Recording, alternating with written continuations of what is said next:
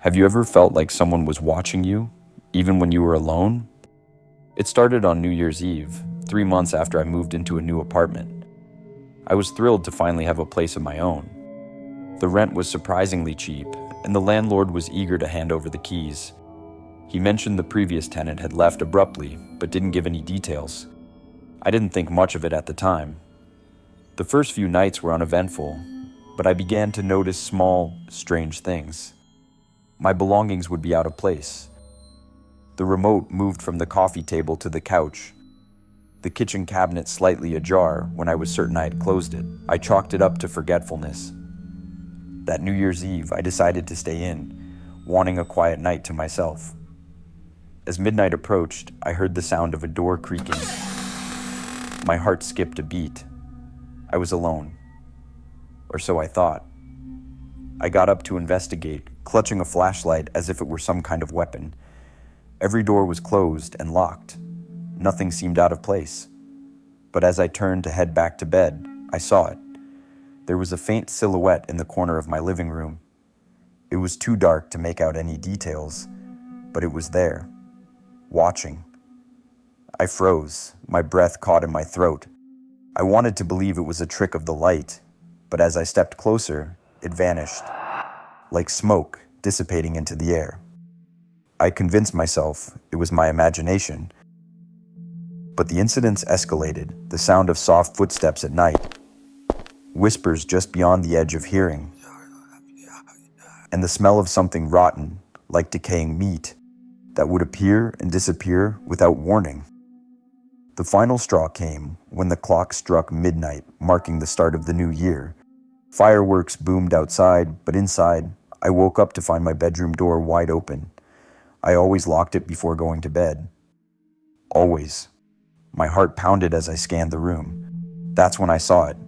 A face peeking from behind the closet door, pale and lifeless, its eyes staring straight at me. I screamed and bolted for the front door. I didn't care that I was in my pajamas. I ran out and spent the night in my car. The next morning, I called the landlord and demanded answers. That's when he hesitated and finally admitted the truth. The previous tenant, she had disappeared without a trace. The police found her apartment empty, but there were signs of a struggle. They never solved the case. I moved out that very day. But sometimes, late at night, I wonder, was it the spirit of the missing tenant, or something even worse?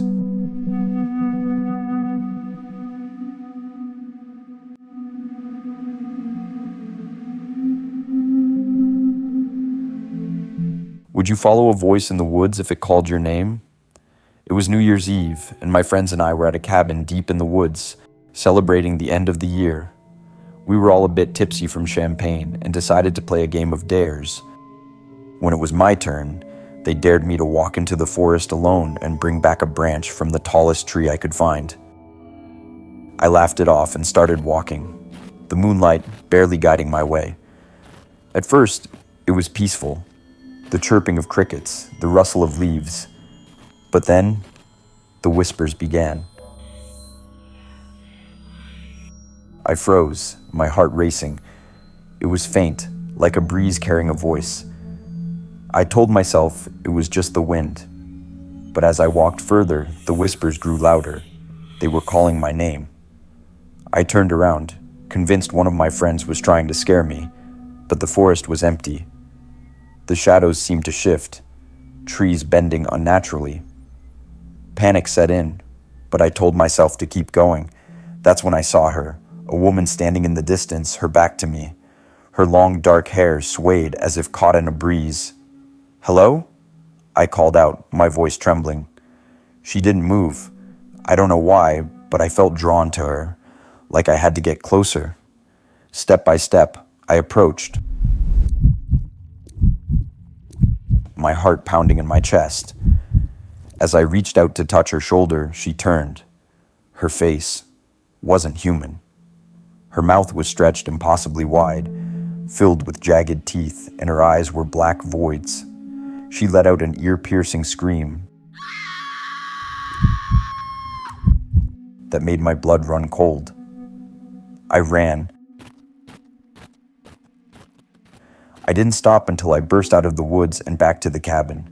My friends found me hours later, shivering and unable to speak.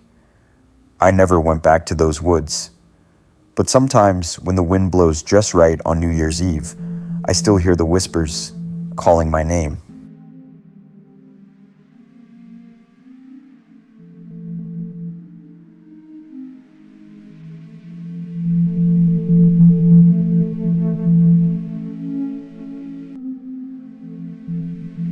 What would you do if you checked into a room that didn't want you to leave?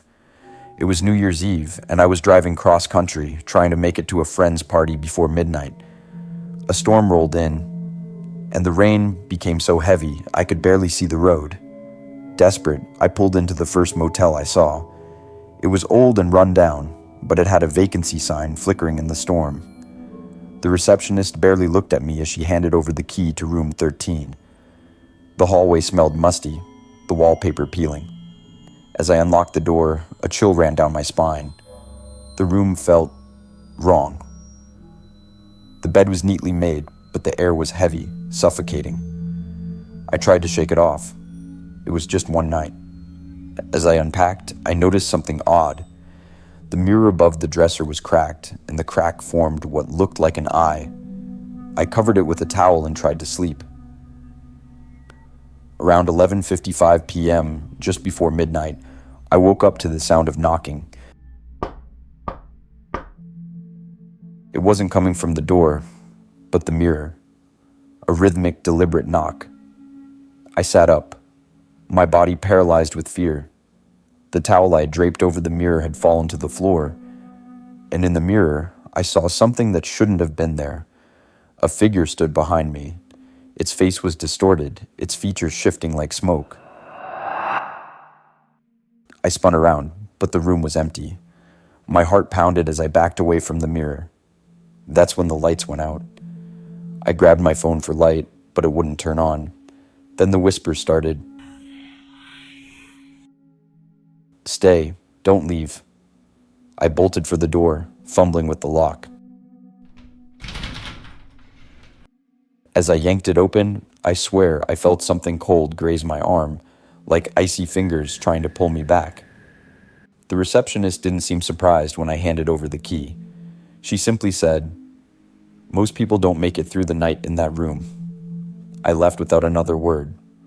To this day, I can't look at a motel without feeling sick to my stomach, because I know some places don't want you to leave,